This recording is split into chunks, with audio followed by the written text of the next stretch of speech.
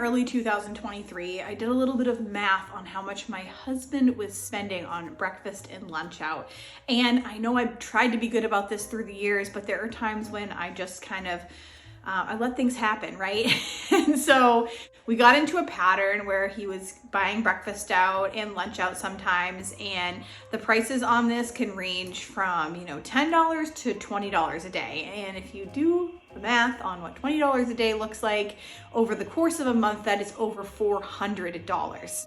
And I was guilty of it too. Like, the Starbucks bug had got us hard, and I wasn't making the best choices. So we decided to make a change. I wanted that $400 back in our pockets so that we can save for things that we love, like actual nice dinners out and vacations. I started to make an effort to prep breakfasts and lunches for the week. And over the last year, I really relied on 8 really solid recipes that I figured I'd share with you for 2024 so that maybe you can kind of make a few changes yourself moving forward and save a little money. So I found myself rotating these 8 recipes. We're gonna start with breakfast. And the first thing is egg bites. We're gonna go right off of what the thumbnail says. Yes, 2 egg bites are like 1 package of egg bites. The bacon and Gruyere from Starbucks and a venti coffee is $11.07 in my area. And I did some math on what it costs to make all of that at home at my current Walmart, and you're looking at $1.69. Now, coffee markup at Starbucks is 588%. So it costs 62 cents for a cup of coffee at home using the coffee that I use. I use like an Aldi coffee. It's I think it's like $4.99 for a package of it. Obviously, if you spend a little bit more, it's going to be a little bit more, but you get the drift, right? The coffee at Starbucks, I think it was like $3.71. So yes, that's a 588% markup, if you can believe that. So just remind yourself of that every time you go by the drive-thru or you think about grabbing a coffee. It's totally okay to treat yourself, but it's just something to kind of keep in your back pocket and remind yourself how much you're getting gouged on something that probably tastes just as good at home. So at Starbucks, we love the egg bites. So making bacon, egg, and cheese egg bites at home can cost you as low as $1.07. You're making 12 egg bites and you're eating 2 of them, and that's $1.07. So made at home, egg bites can be a really healthy choice. You can add whatever veggies you like. So I like to use them as kind of a pantry friendly thing, depending on what I have on hand. I can add some bell peppers. I like to add spinach to mine a lot because my husband, who usually kind of poo-poos on vegetables, doesn't mind the spinach in them, so it's a great way to kind of get them in give him some vegetables. Same as my kids, they don't seem to notice if there's spinach in the egg bites, so it's a win-win. So they're great to use up what you have in your pantry: peppers, spinach, ham, sausage, any type of cheeses that you need to grate up or use just the last bits of a bag. You get the drift. The easiest and best recipe I have found is with 8 eggs and 1 cup of cottage cheese, and that's kind of the base of it. A little bit of salt and pepper. You can mix that up, or you could actually use your NutriBullet or blender to blend it if you don't like the lumpiness of the cottage cheese. I like both, but I found that they actually come out fluffier when I do pulse it in a blender, so that's just something to consider. I also like to put the spinach in the blender so that gets all mixed up and there's no larger pieces, so it's a great way to kind of mash up some vegetables if people don't like bigger pieces of them. But if you do like the larger pieces, then you just grease a muffin pan, pour in your egg, and then you can put in whatever vegetable, meat, or cheese that you'd like to use. Then you just want to cook those egg bites at 350 degrees for 30 minutes. Now, these freeze really easily and they also reheat really easily. So I like to take mine out of the fridge. So if you do freeze them, just make sure to defrost them in the fridge first and then microwave them for 45 seconds. They are perfectly warm and it took next to no time. So there's no excuses for going to the drive-thru when it only takes 45 seconds at home during the week. Now, another one of my favorite breakfasts, actually lunches or snack, has been a protein shake. And we learned to make like what I think is like the most perfect protein shake ever, and I kind of always didn't like them until lately, or really until this past year. One of my favorite ways to make a shake is with Bellway protein and fiber. One of the best ways to care for your digestive health is by maintaining your fiber intake. This can prevent bloating, gas, indigestion, and other uncomfortable symptoms related to your gut. This super fiber in Bellway keeps you feeling full for a longer time after you eat. And Bellway is an organic, all-natural, vegan, keto, paleo-friendly, and gluten-free fiber supplement that contains 0 sugars. So basically, we are hitting all the keywords. It has all the things that you need. Hopefully, it hits all of the dietary needs that you have, and it tastes delicious. So it's perfect for my smoothies. My favorite way to make a smoothie is with 1 frozen banana, 1 scoop of the Bellway fiber, 2 tablespoons of the chocolate PB2. And I'm using the chocolate Bellway fiber in this, but I've used the vanilla as well, and they're both delicious, just depending on what your choice of the day is, what you're feeling like. And then I either add 2 cups of water or 2 cups of almond milk, depending on what I have. We have used these smoothies for both breakfast and lunch, and they're super satisfying, or even like an after dinner treat.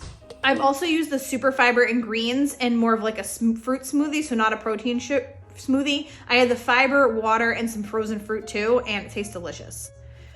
Bellway has such fibers as fiber with fruit, greens, protein, and collagen.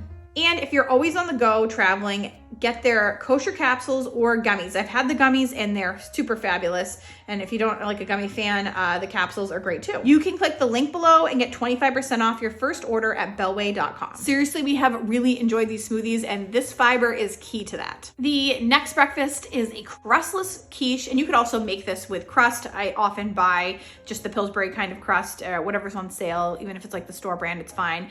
And make this quiche inside a crust if you prefer that, but we also like the crustless because it's just like less carbs, a great way to start your day on the right foot. Crustless quiche, I'm just gonna use 5 eggs.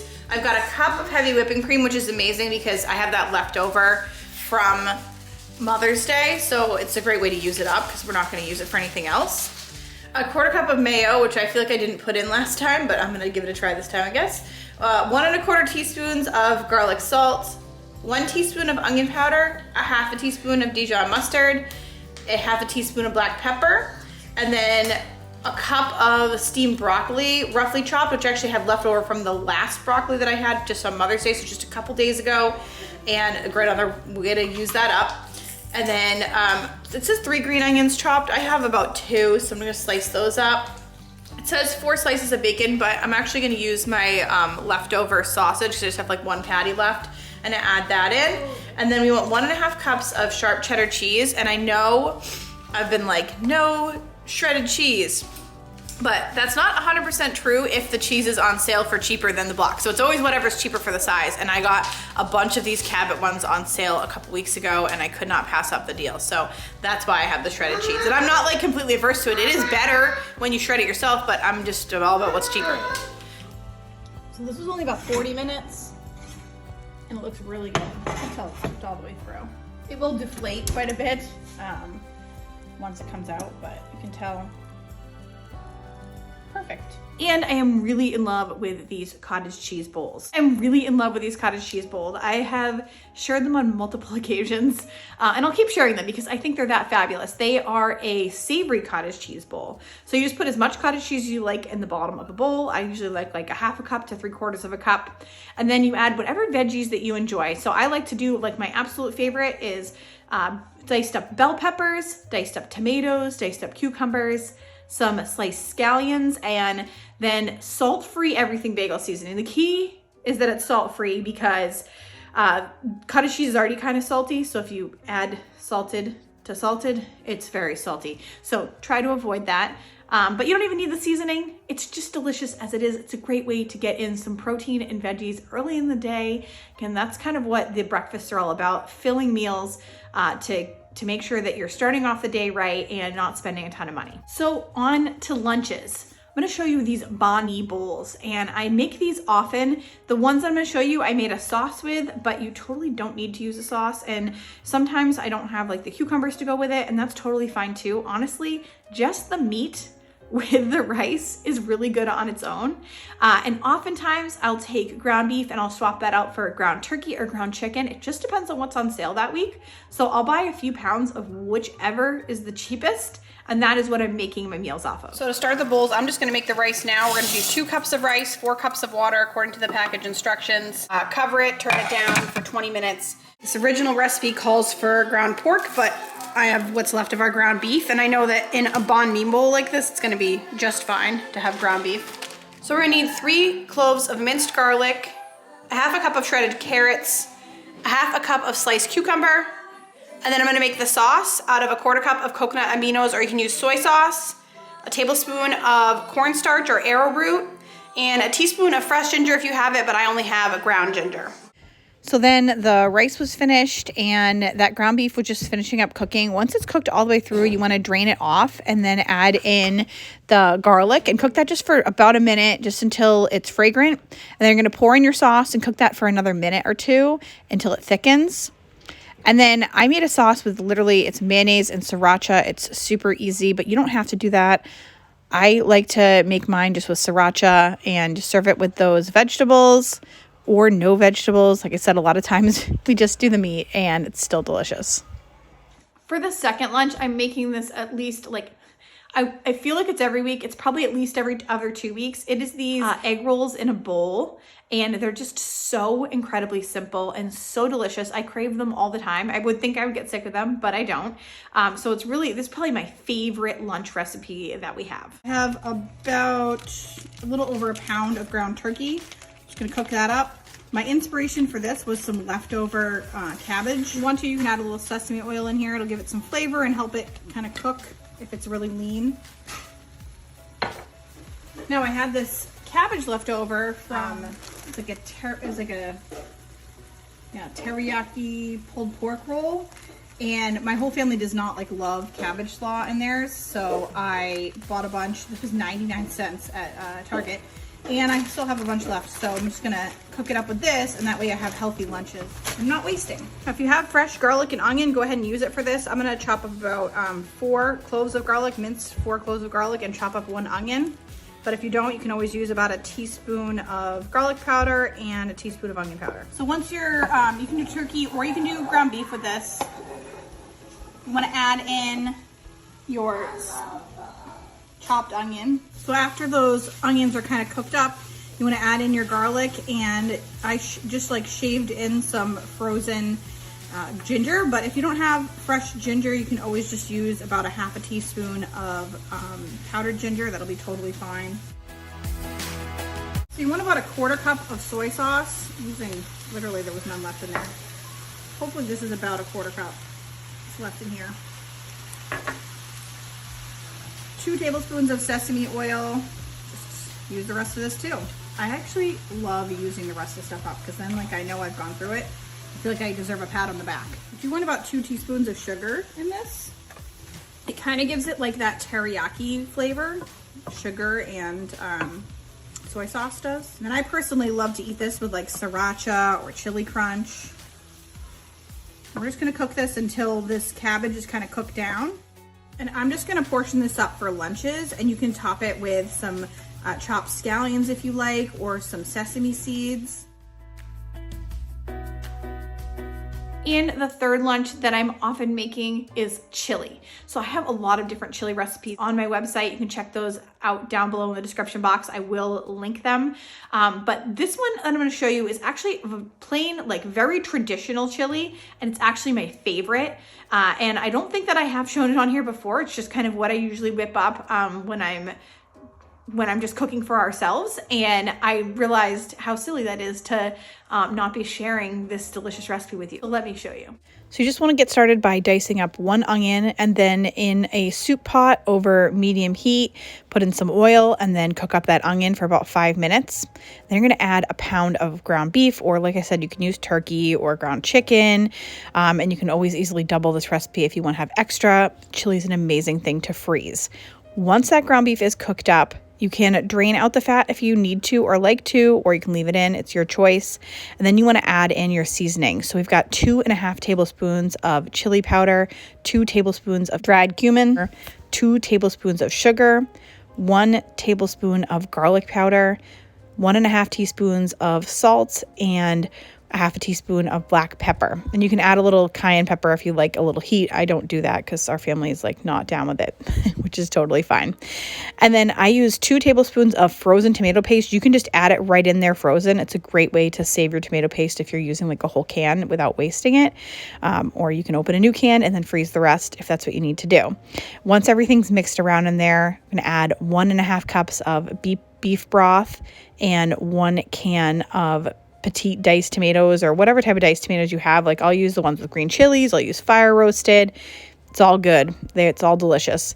And then 1 can of drained kidney beans. Then you also want 1 8-ounce can of plain tomato sauce. Bring that up to a simmer, and then you're going to lower the heat kind of like to like a low, medium low, and let it go for 25 minutes and cook it that way. And that's just going to meld all those flavors together. And that's it. Like, it's all about the flavoring. It has the basic things that you love in it: onion, beans, and tomato, and ground beef, meat, very important. And this has just been a staple in our household. It's super delicious, and I hope you love it. And last but not least is burrito bowls. And hey, you can never go wrong with burrito bowls. You can use leftover chicken, dice it up in there. You can do a poor man's burrito bowl. Sometimes I don't even put any meat and just use black beans. But my favorite way to do it is to brown up some ground beef, ground turkey, or ground chicken with taco seasoning. Put that over some rice with some beans. I usually choose black beans. And I do have a toxic trait of wanting to cook beans from scratch every time I make them. So I usually make them in a big batch, a whole pound of dried ones, so that I have them. And then I use the ones that I need for that week. And then I freeze the rest, and then I will defrost them in a couple weeks when it's time to make burrito bowls again. I serve mine with cheese, salsa, diced up tomatoes, scallions, guacamole, whatever you have on hand. It doesn't always have to be the same group of things. That's why these are so versatile. And again, another really pantry friendly meal. So these meals brought us from like $20 a day to like $5 a day, cutting our expenses by 3/4. That's 75% savings in 2023. So I can only imagine what you can do in 2024. I hope that you love these recipes. And if you're looking for more meal prep inspiration, go ahead and click on this next video. And don't forget to use the code Maria25 to get 25% off your first order at Bellway using the link in my description box. I would watch the days go by.